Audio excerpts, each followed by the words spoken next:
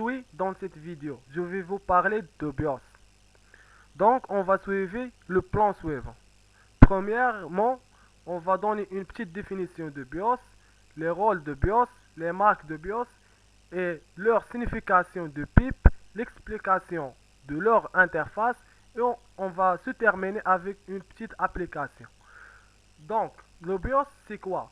D'abord, c'est l'abréviation de Basic Input Output System en anglais et en français, c'est système de gestion élémentaire des entrées-sorties.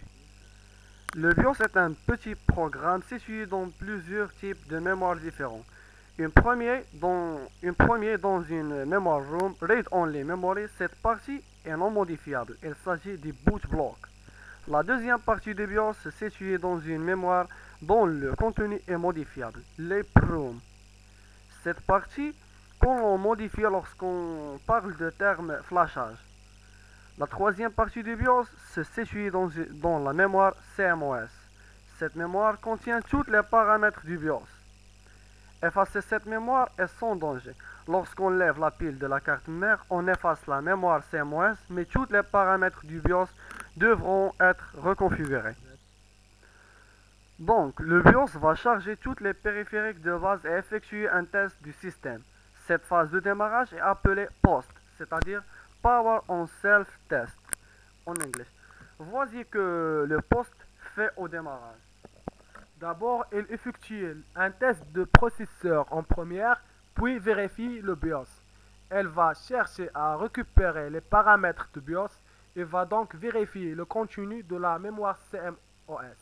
Il initialise l'horloge interne et contrôleur TMA.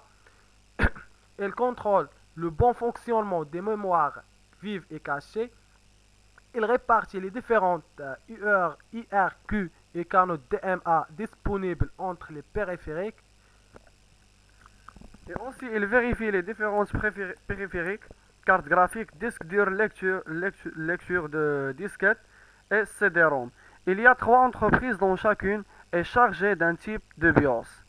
Et par la suite, on se retrouve avec trois types, le BIOS Phonix, Howard et AMI, c'est-à-dire American Megatrends. Si un problème survient, le BIOS donne la source du problème en fonction du nombre de pipes qu'ils émettent et ça dépend de chaque type déjà cité.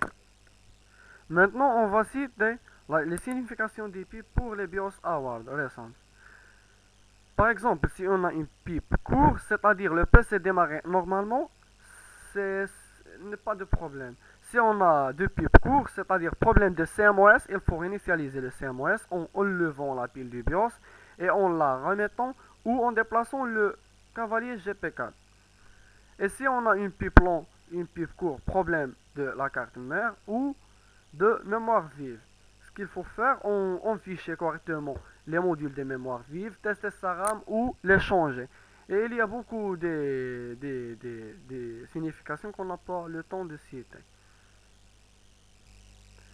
Mais le fonctionnement des nombres des pipes change, ça dépend de type de BIOS.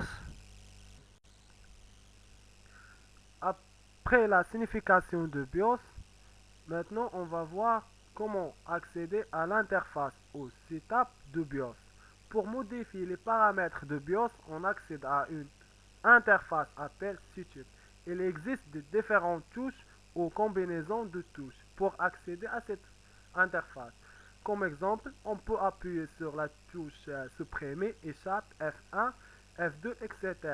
Dans mon PC, je vais appuyer sur le bouton F2 pour accéder à mon interface de BIOS.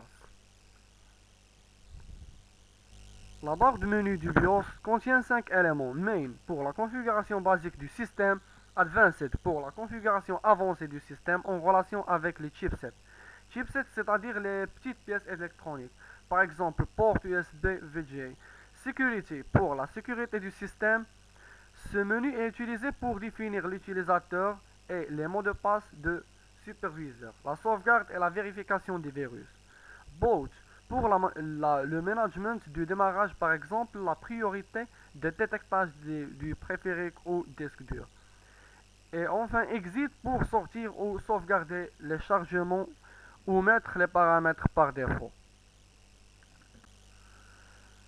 À la barre qui est au-dessus, on a F1, la fenêtre d'aide. On a Exit pour quitter le menu. On a les flèches horizontales pour déplacer le curseur à les éléments de menu. On a les flèches verticales pour déplacer les éléments, pour déplacer le curseur. Et on a Entrée pour exécuter le commande sélectionné. On a F10 pour sauvegarder et quitter. On a F9 pour changer la valeur configurée par défaut.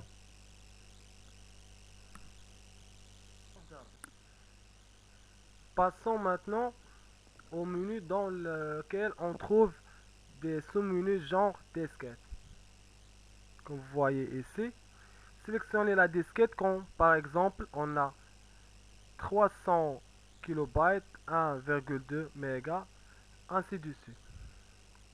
Après, on a primary master, primary slave.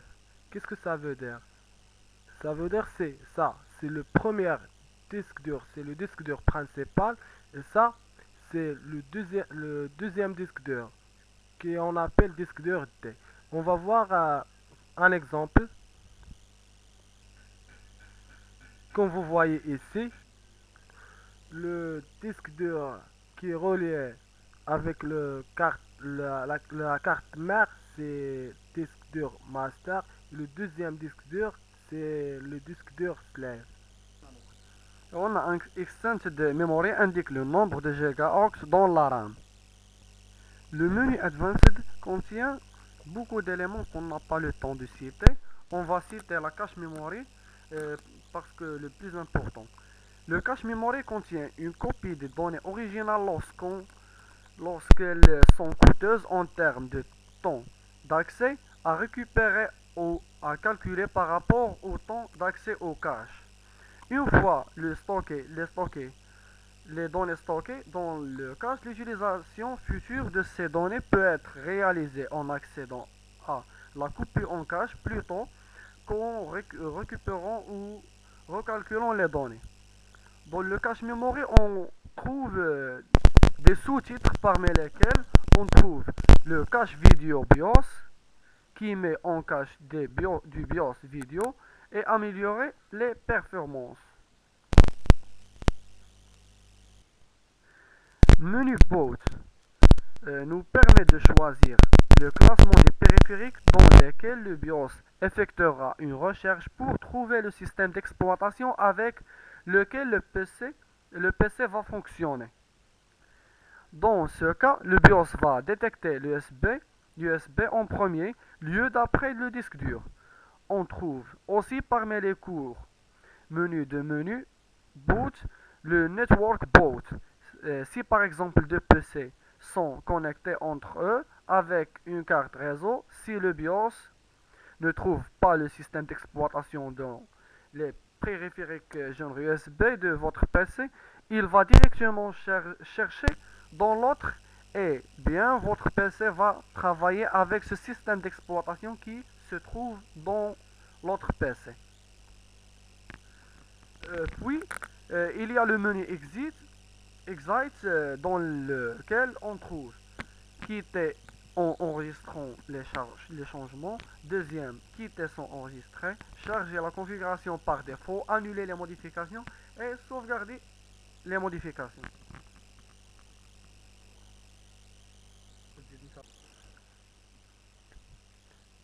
Maintenant, on va voir une petite application. C'est comment sécuriser le BIOS avec un mot de passe.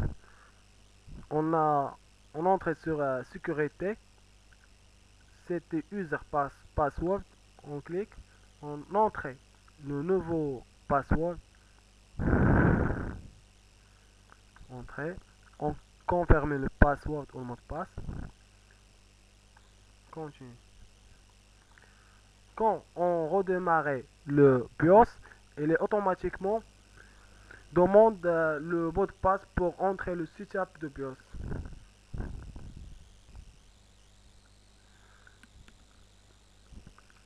C'est comme vous voyez ici, le BIOS elle demande automatiquement le mot de passe pour entrer sur le setup.